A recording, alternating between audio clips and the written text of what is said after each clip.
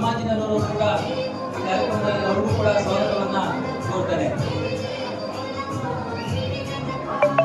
ಹಾಗೆ ಹೈಸ್ಕೂಲ್ ವಿದ್ಯಾಪೀಠ ಸ್ಕೂಲ್ನಿಂದ ನಮ್ಮ ಟೀಚರ್ಸ್ ಬೆಳಗ್ಗೆಯಿಂದ ಬಂದು ಈ ಪ್ರತಿಭಾ ಪುರಸ್ಕಾರ ಕಾರ್ಯಕ್ರಮವನ್ನು ಲೀಡ್ ಮಾಡ್ತಾ ಇದ್ದೀರಿ. ನಿಮಗೂ ಕೂಡ ಅಧ್ಯಕ್ಷರಾದ ಜಲಜಾಕ್ಷಿ ಅವರಿಗೂ ಮತ್ತೆ ಶಿಕ್ಷಕರು ವಾರಗಳು ತಿಂಗಳು ಸಾಧನೆ ಮಾಡ್ತಾರೆ. ಮೊದಲನೇದಾಗಿ ಆಸನ ಇಲ್ಲದ ನಿಂತ್ಕೊಂಡಿರೋಕ್ಕೆ ನಾವು ಕ್ಷಮೆ ಅನಿಸ್ತಾ, ಇಷ್ಟೊಂದು ಸಂಖ್ಯೆಯಲ್ಲಿ ಸಮಾಜ ಸೇರ್ತದೆ ಅಂದ್ರೆ ಈ ಭವನ ದೊಡ್ಡದು ಮಾಡ್ಬೇಕಿತ್ತು ಅಂತ ಇವತ್ತು ಅನಿಸ್ತದೆ ಅಂತ ನಾವು ಶಾಸಕರಲ್ಲಿ ಕೇಳ್ಕೊಳ್ತೇವೆ.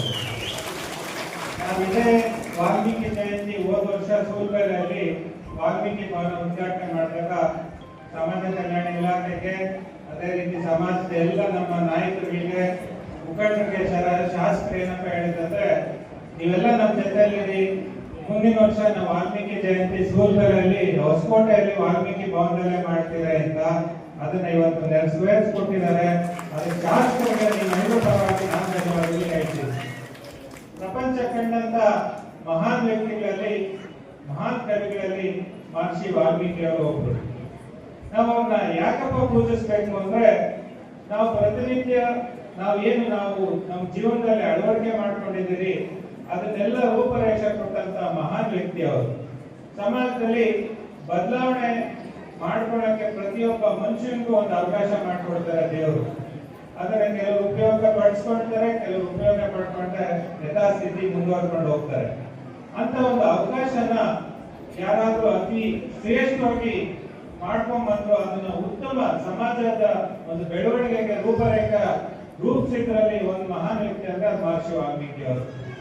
ಇವತ್ತು ನಮ್ಮ ಮನೆಯಲ್ಲಿ ತಂದೆ ಮಗ ಹೇಗಿರ್ಬೇಕು ಅಂದ್ರೆ, ರಾಮನ ಉದಾಹರಣೆ ಪಡ್ಕೊಳ್ತೀರಿ, ಗಂಡ ಹೆಂಡತಿ ಸಂಬಂಧಕ್ಕೆ ರಾಮ ಸೀತೆ ಉದಾಹರಣೆ ಪಡ್ಕೊಳ್ತೀರಿ. ಅದೇ ರೀತಿ ಗುರು ಶಿಷ್ಯರ ಸಂಬಂಧ ಬಂದಾಗ ರಾಮ ಹಾಗೂ ನಮ್ಮ ಏನು ಆಂಜನೇಯರಿರ್ತಾರೆ ಅವ್ರ ಸಂಬಂಧಗಳನ್ನ ನಾವು ರೂಪಿಸ್ಕೊಳ್ತೀವಿ. ಇದನ್ನು ನಾವು ದಿನನಿತ್ಯ ಪಾಲಿಸ್ಕೊಂಡ್ ಬಂದಿರುವಂತ ಒಂದು ಮಹಾನ್ ಗ್ರಂಥ ಇದೆ. ಪ್ರಪಂಚದ ಶ್ರೇಷ್ಠ 10 ಗ್ರಂಥಗಳಲ್ಲಿ ನಮ್ಮ ಮಹರ್ಷಿಗೆ ಬರೆದಂತ ರಾಮಾಯಣ ಒಂದು ಶ್ರೇಷ್ಠ ಗ್ರಂಥ ಉಳ್ಕೊಳ್ಳೋದಿದೆ. ಇದನ್ನ ನಾವು ಆದರ್ಶವಾಗಿ ಇಟ್ಕೊಬೇಕು ಅಂತ ಕೇಳ್ಕೊಂತ ನಮ್ಮ ಬೆಟ್ನಹಳ್ಳಿ ಕುಟುಂಬ ಆಗಿರ್ಬೋದು, ಬಚ್ಚೇಗೌಡರಾಗಿರ್ಬೋದು, ಅದೇ ರೀತಿ ಶಾಸಕರಾದಂತ ಶರತ್ ಬಚ್ಚೇಗೌಡರಾಗಿರ್ಬೋದು, ನಾವು ಎಲ್ಲ ಸಮುದಾಯಗಳನ್ನ ಜೊತೆಗೆ ಎತ್ಕೊಂಡು ಹೋದಂತ ಕುಟುಂಬ. ಇವತ್ತು ನಾವು ಹೆಂಗಾಗಿದ್ದೀವಿ ಅಂದ್ರೆ, ಮುನಿಯಪ್ಪನವ್ರು ನಮ್ಗೆ ರೇಗಿಸ್ತಾ ಇದ್ದಾರೆ ಪಕ್ಕದಲ್ಲಿ ಕೂತ್ಕೊಂಡು. ಎಲ್ಲ ಸಮಾಜಕ್ಕೆ, ಎಲ್ಲ ಸಮುದಾಯಗಳಿಗೆ ಭವನಗಳಾಗಿದ್ದಾವೆ, ಜಾಗಗಳಾಗಿದ್ದಾವೆ, ಒಕ್ಕಲಿಗರಿಗೆ ಏನ್ ಮಾಡ್ಕೊಂಡಿದ್ದೀರ ಅಂದ್ರು ನೀವೆಲ್ಲರಿದ್ದೀರಲ್ಲ ಅದೇ ಸಾಕು ನಮ್ಗೆ ಅಂತ ಹೇಳ್ತಾರೆ. ನಾವು ಆ ರೀತಿ ನಡ್ಕೊಂಡು ಬಂದಂತ ಕುಟುಂಬ. ಹನುಮರಾಜಣ್ಣ, ದೇವರಾಜಣ್ಣ ಇವರೆಲ್ಲ ಬಂದಾಗ ನಮ್ಮ ಆನಂದ್ ಬಂದಿದ್ದ ನಮ್ಮ ಜೊತೆ ಸೂಲ್ಬೆಲೆ ಆನಂದ್. ನಮ್ಮ ತಂದೆ ಕೇಳ್ತಿದ್ರು, ಆನಂದ್ಗೆ ನೀನ್ ನಾಯಕರೇನಪ್ಪ, ವಾಲ್ಮೀಕಿ ಜನಾಂಗನ ನೀನು ಅಂತ. ನಾವು ಇಷ್ಟು ವರ್ಷ ಅದೇ ರೀತಿ ನಡ್ಕೊಂಡ್ ಬಂದಿದ್ದೀರಿ.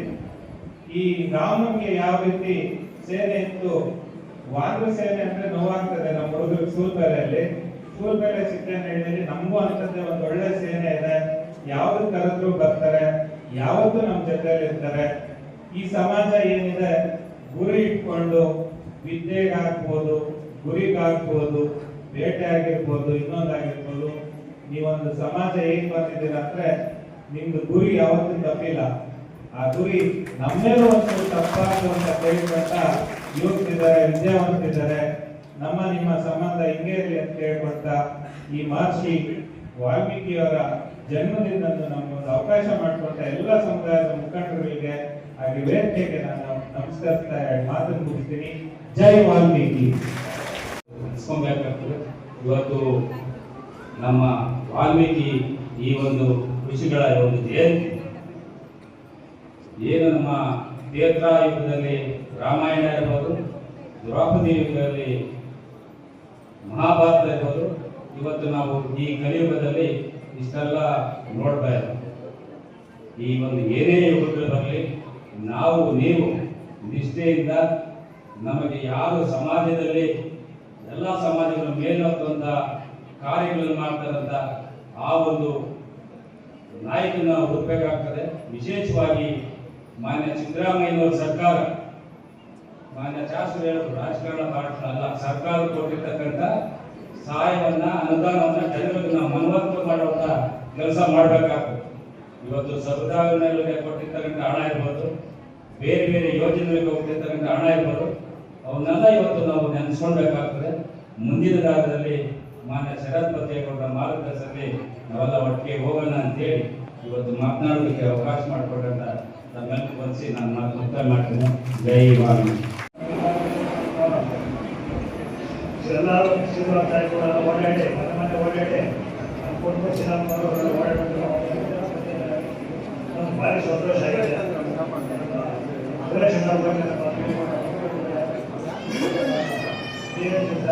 ಭಾರಿ ಶ್ರಮ ಕೊಟ್ಟು ಭಾರಿ ಭಾಷೆ ಮಾಡಿಸಿದ್ದಾರೆ, ಎಲ್ಲ ಜನರನ್ನು ಈ ಭವನ ಉದ್ಘಾಟನೆ ಮಾಡಿದ್ದು ಭಾರಿ ಸಂತೋಷ ಆಗುತ್ತೆ. ಎಲ್ಲ ಜನಾಂಗದ ಒಂದು ಶುಭಾಶಯ ಹೇಳಿ ವಂದನೆಗಳನ್ನು